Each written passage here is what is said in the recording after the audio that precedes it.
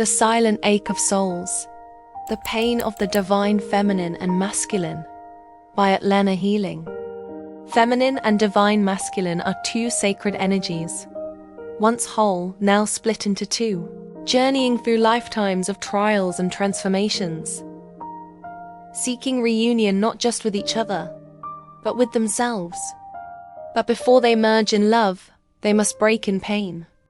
Their sufferings are different, yet intricately intertwined. Their wounds ancient, their cries often unheard, but their healing, that is where divinity begins. Their wounds are different, but their suffering echoes the same cry. Am I truly loved for who I am? The divine feminine's pain. She remembers. Even when she doesn't know why, she feels everything. Her suffering is emotional, spiritual, and cyclical. She carries the ancestral wounds of silenced women, burned priestesses, abandoned lovers, and unseen mothers. She was told to be nice, to shrink, to not want too much, to give without asking, to love without needing. And so she gave, even when her own cup was empty. She loved him before he loved himself. She saw his light, even when he was lost in shadow. She waited, not out of weakness, but in faith. But waiting broke her too. Waiting made her question if she was lovable. Why did he run? Why did he ghost her when all she gave was love? Her pain is the ache of being too much and not enough all at once. Too emotional, too intense, too deep, but also not chosen, not prioritized, not understood. She awakens earlier, not because she's stronger, but because her soul has bled through lifetimes to prepare for this moment. And in that awakening, she breaks. But this is when her power begins. She learns to love herself first, to protect her boundaries, to dance with the moon and cry under the stars, to hold her own hand and whisper, I choose me now. Still, she mourns, not just the man, but the illusion that love alone would be enough to heal him.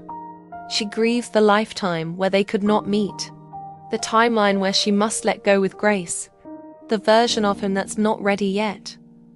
Her suffering births wisdom, and from her wounds she becomes medicine. The divine masculine's pain. He forgets. He's been told to forget, by the world, by society, by his own fear. His suffering is mental, ancestral, and internalized. He carries the weight of expectation, to be strong, not soft, to provide, not feel, to act, not express. He was never taught how to hold pain, only how to hide it. And so he buried his heart. He ghosted not because he didn't care, but because he didn't know how to care for something so sacred.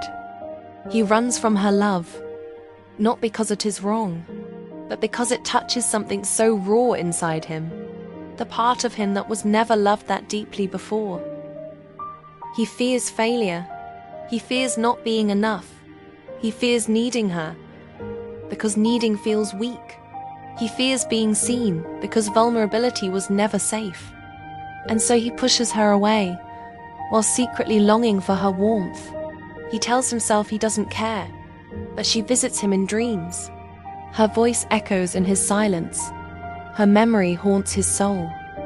His pain is quiet, but it's heavy, a silent war within. He drinks, he works, he distracts. Anything but feel, because if he truly feels, he might break. And no one taught him how to rise from breaking. But his soul remembers, and eventually, the illusions no longer satisfy. He starts to awaken, slowly, painfully, through loneliness, through watching her rise without him. And when he awakens, he too breaks, and that is where his true strength begins. Different pains, same flame. Feminine's pain is often visible, emotional, and expressive, crying out, creating poetry, praying for clarity, choosing to surrender even when it hurts. Masculine's pain is hidden, logical, and suppressed, pretending to be fine, shutting down, denying the depth of the connection, clinging to control. But both are hurting. Both are longing. Both are healing in their own way. One bleeds in the open. One bleeds in silence. But both bleed from the same sacred wound. Separation from truth and love. The path to union. She must remember, her love is not meant to fix him. It is meant to remind herself that she is love. He must remember. Her presence is not a threat. It is the mirror calling him back to his soul. When both heal on their own, when she no longer chases, and he no longer hides, they meet again. Not to complete one another, but to co-create something sacred. And if you are reading this, to the divine feminine, your softness is your strength. Your love is not weakness.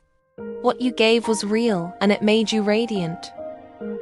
To the divine masculine, you are not broken for feeling. You are not weak for wanting love. Your healing begins the moment you stop running. This pain was never your punishment. It was your path to remembrance. Because when love rises through the ashes of ego, the divine is born again. Your pain is not in vain. It is your becoming. By Atlanna Healing.